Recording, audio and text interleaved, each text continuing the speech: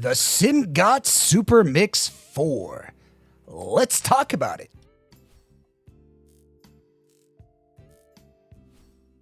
This is a personal purchase that I purchased from Linsel. Let's start by talking about the build quality of this IEM. It is a nice, cozy shell. I like the metal faceplate because it adds a little bit of durability and a nice build quality feature to it.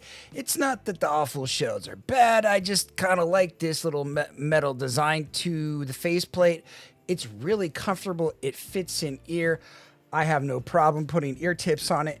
It's a really class shell, and I did not like the Simgot EM6L shells, and I think this is the best shell that I've had from a Simgot.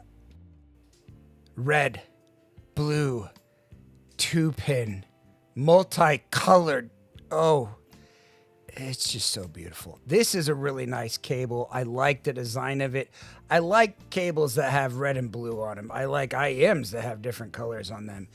I just think it's really cool. I like the gunmetal finish on this cable. It looks cool. I really enjoy this cable and find it class.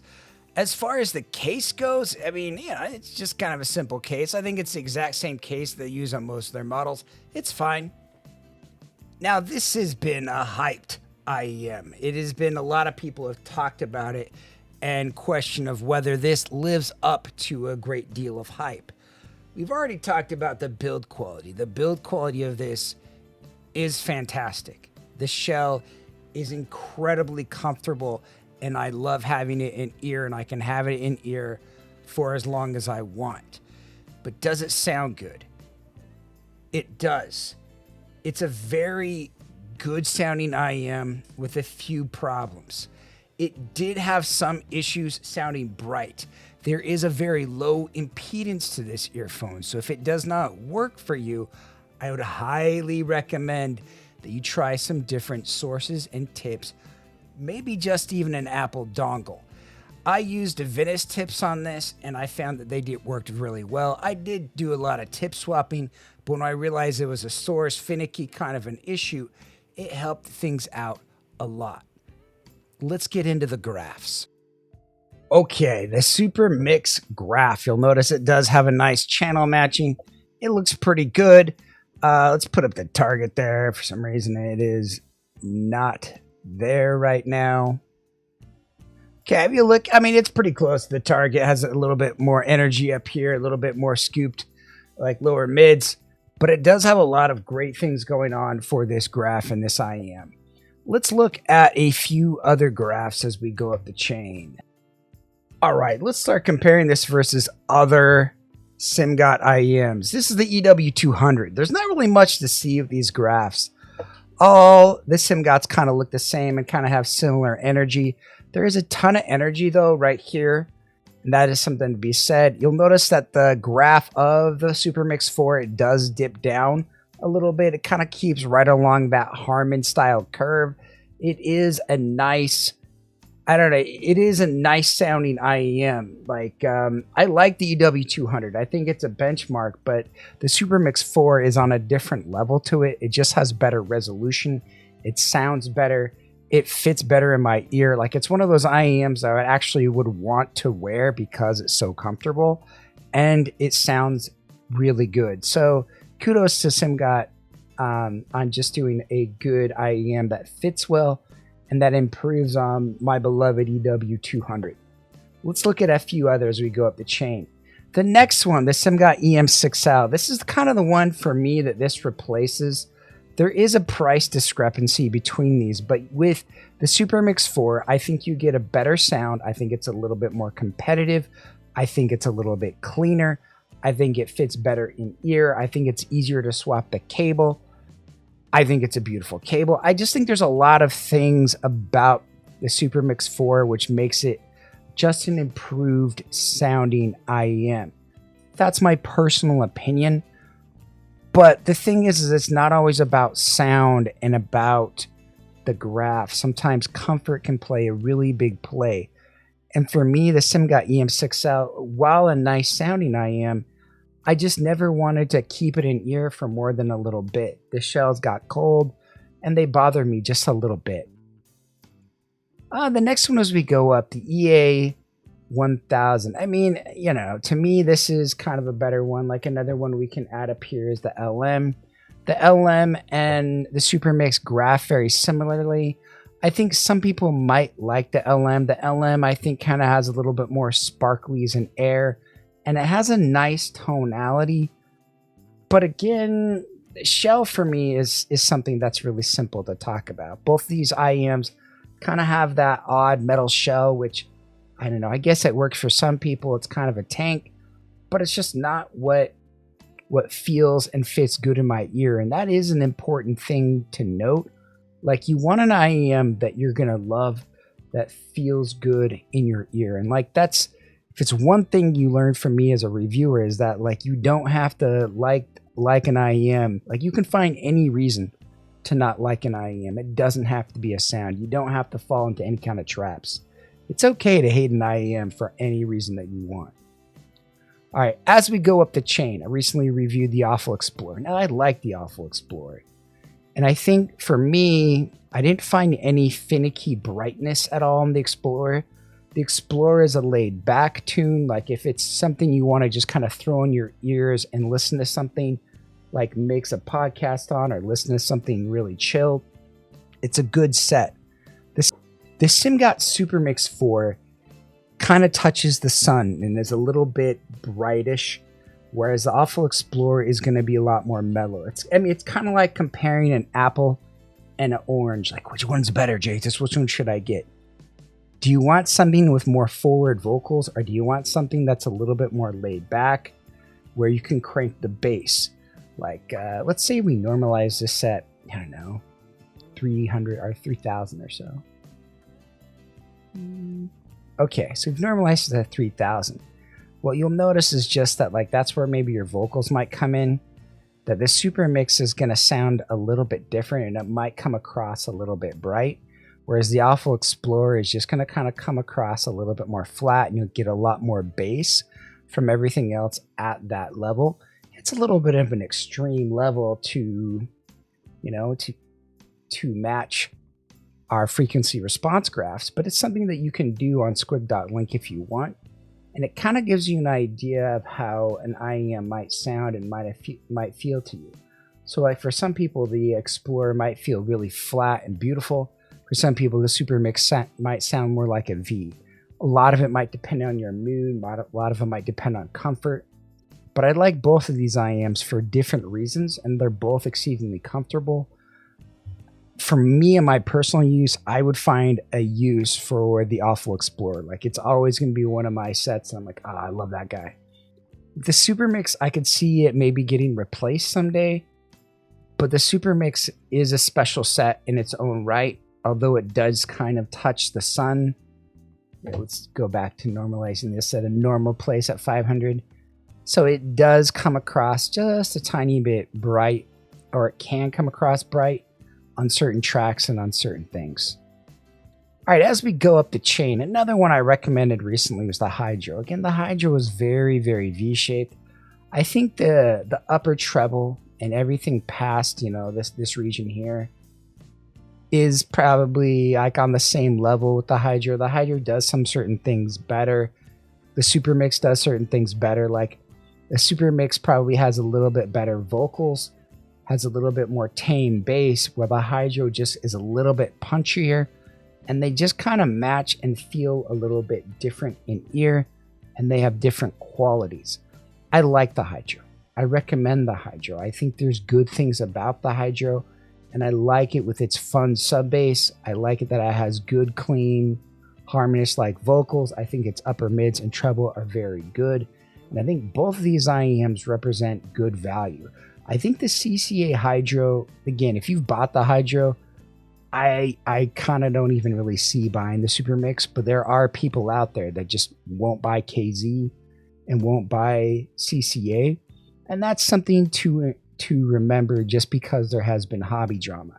I don't want to get too deep into that, but I just want to know that's why a lot of reviewers won't even touch CCA or KZ IEMs, where people, I don't know, Simgot's kind of like the darling of the week, like they're doing some really good stuff. A lot of people like their stuff, but not everybody, obviously.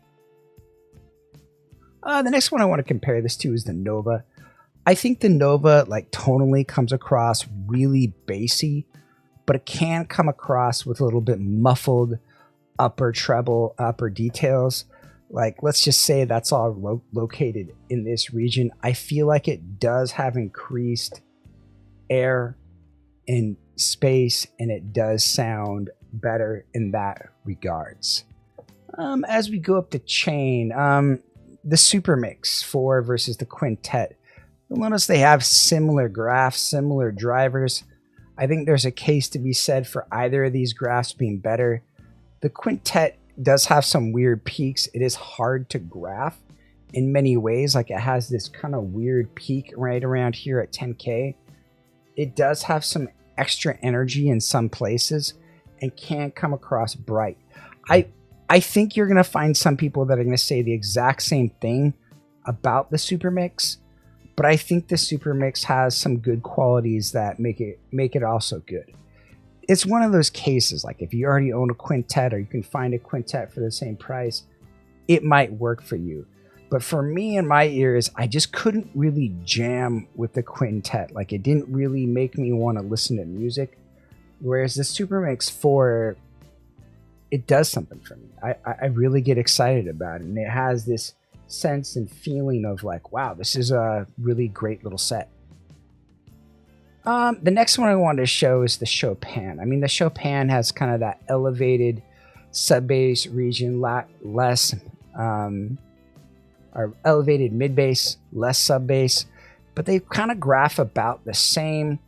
I don't know. I like the Supermix 4. I think it's a little bit better. It fits better in ear. It has a really sweet cable. It's cheaper. Even paying full price for the Supermix, it's like $150 now. At the sale, the Chopin is what, $170. I mean, the shell fits better. It isolates better. I think for most people are going to enjoy the Supermix 4 better. The Chopin is not a bad set by any means, but these are different sets. I feel like the Chopin has a little bit more like increased female vocals, but as an all-arounder, it just doesn't feel like they're on the same level for me. And I personally, after A-B'ing them both for a little bit, I like the Supermix better. Let's look at the Da Vinci. Now, this is where it gets close. The Da Vinci and the Chopin have a lot of similar characteristics. The Da Vinci has a better graph. It is a better IEM. It's hard to say. I do think the Da Vinci is a better IEM. Is it really worth $300 retail when something like the Supermix exists for somebody that's looking for a budget IEM? No. I think in some ways the twinklies and the sparklies and the upper air and the treble of the Supermix 4 is going to sound more natural and better to some. I think the bass is going to sound better on the Supermix to a lot of people. It does to me. I mean, is the Da Vinci a bad set? No. I think it's maybe slightly better. And I think if you're comparing this to some other IEMs, it has that more refined tune that you'll find in maybe upper, better IEMs, so-called. Whereas the Supermix kind of has that slight U, more harmonious shape.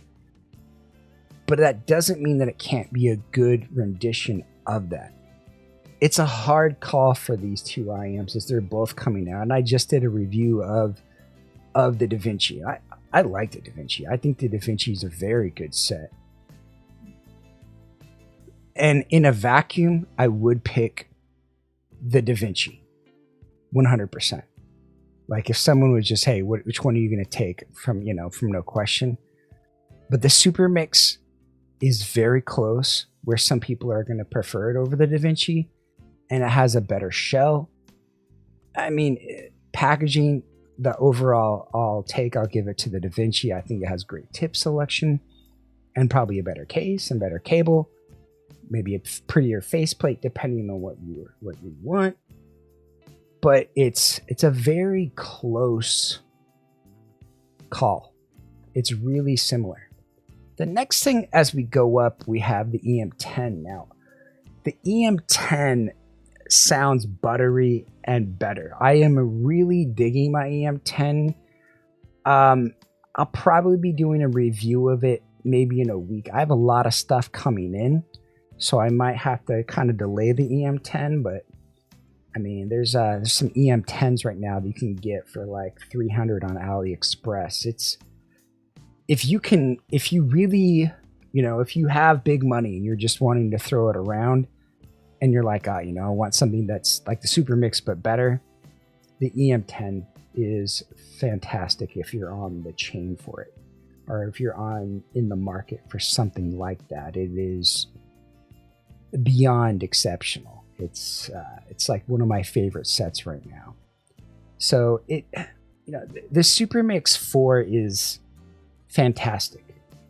It's a great set, but there are other sets out there, and it's a fun time to be in IEM land with lots of things going on. And it's kind of hard as a reviewer because everything's good. It really just depends a lot on design, fit, and what you like and what you think is going to work better for you. And that's what's a huge challenge, is that a lot of these IEMs I've talked about are fully enjoyable and fully great IEMs that I absolutely love. So which one do you choose? And that's where it gets tough. It's real tough. The instrumentals on this track, Next to You, sounds fantastic in the beginning. I wanted to take a moment and share that with you. Let's take a listen.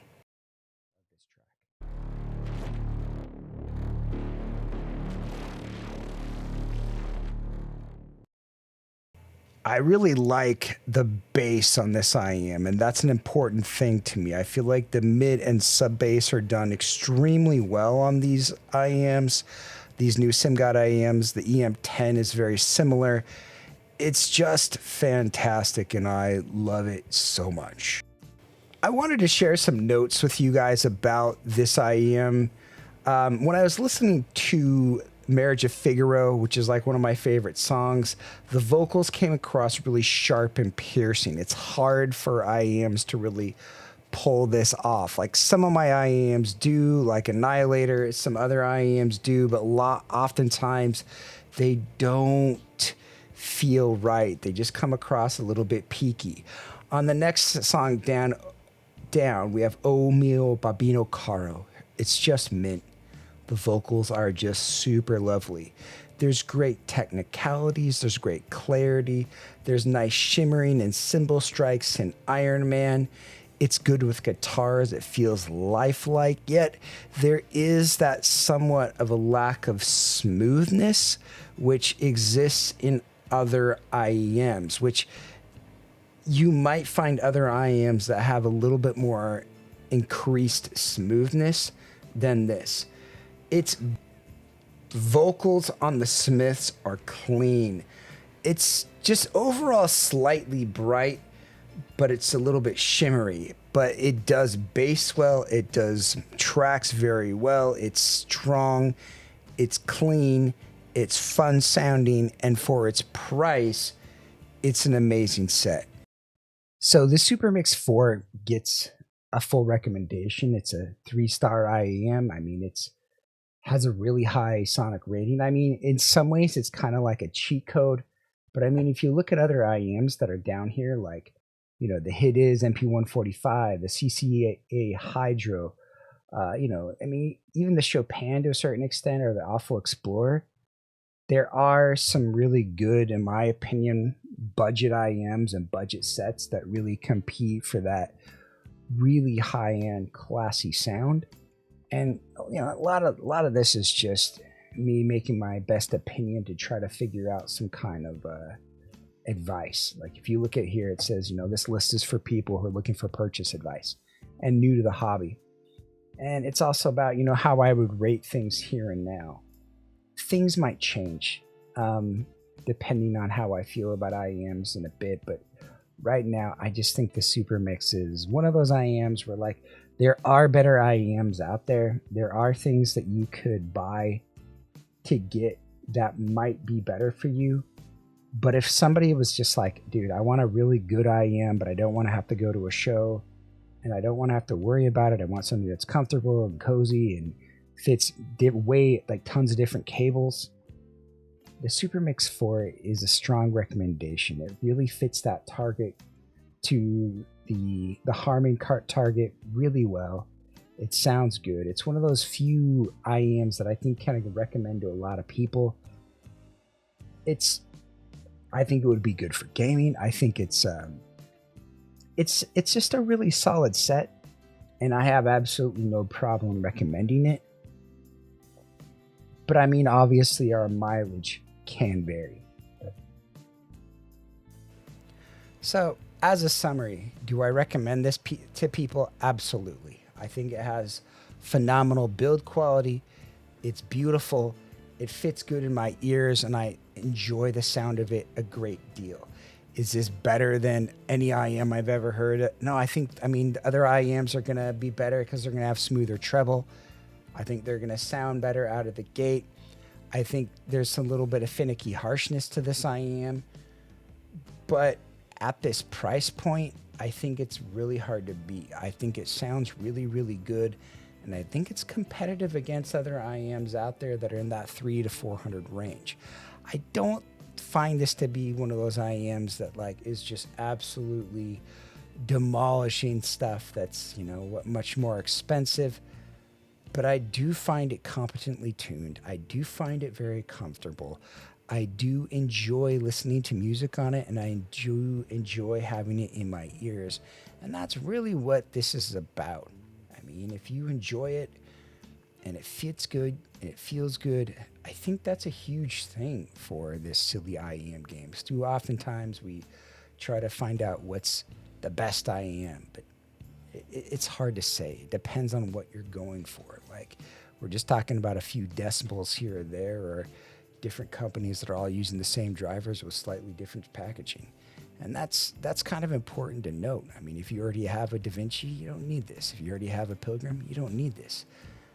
But if you're new to the hobby and you just want a set to chuck around with you, to take to work or do something with, I think this would be a really good recommend for somebody that looking for this. If you're watching this video in a few years and you're looking for a set, this is an easy recommend.